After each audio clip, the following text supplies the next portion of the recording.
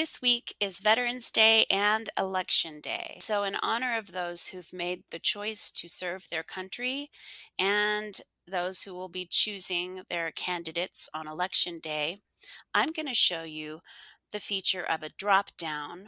You may know about drop down being in Google Forms, but did you know you can also insert a drop down into a Google Sheet or a Google Doc? Brand new in Google Docs now.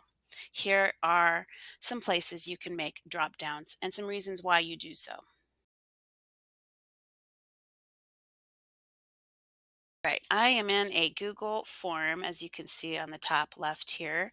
And the reason I would have wanted this to be a drop down type question is because I want it to be a lot smaller on the person's perspective that's taking this form. So I can see right here, all they have to do is say their name and choose their advisory teacher's name from this huge list that only pops up when they click the drop down caret. Do you see that little guy right there? That is the universal symbol for drop down.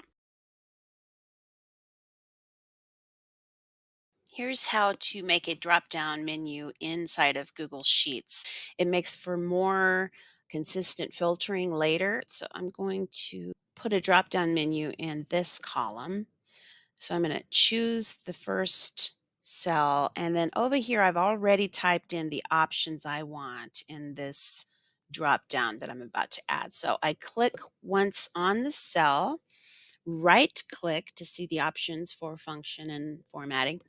And I want to choose View More Cell Actions, Data Validation. So I want a list from a range.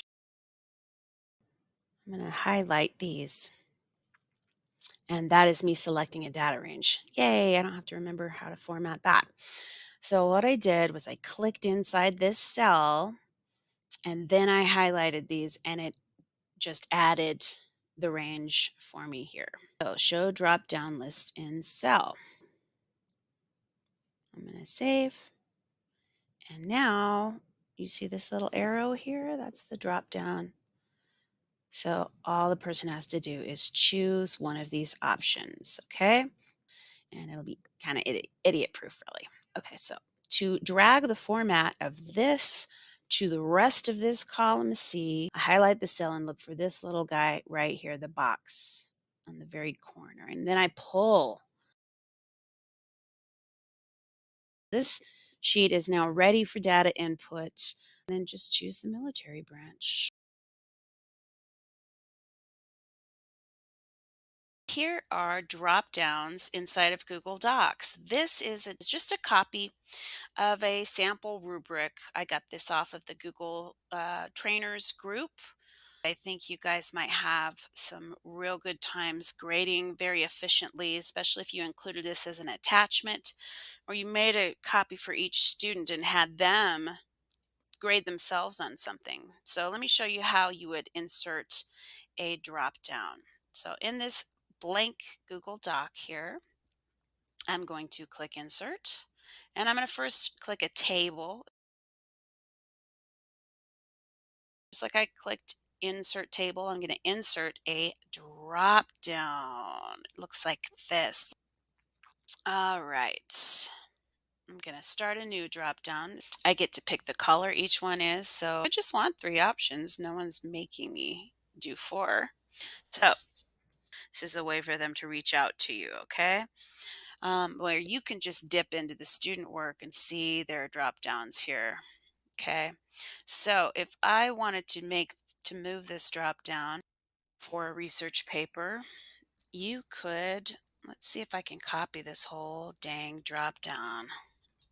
Control V, Control V, love Control V.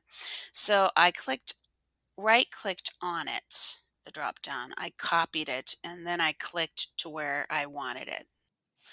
I'm going to name this template.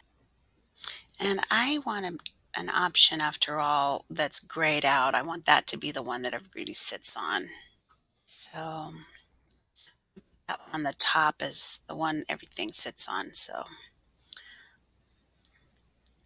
I reply to all, with the other drop downs. Okay, so I'm going to leave it on this unassessed before I make a copy of it and give it to students or insert it as an attachment in a Google Classroom assignment. Let's see what happens if I insert a drop down. And look at that, research progress. That means I can build a bank of drop downs. Ha! That sounds very efficient.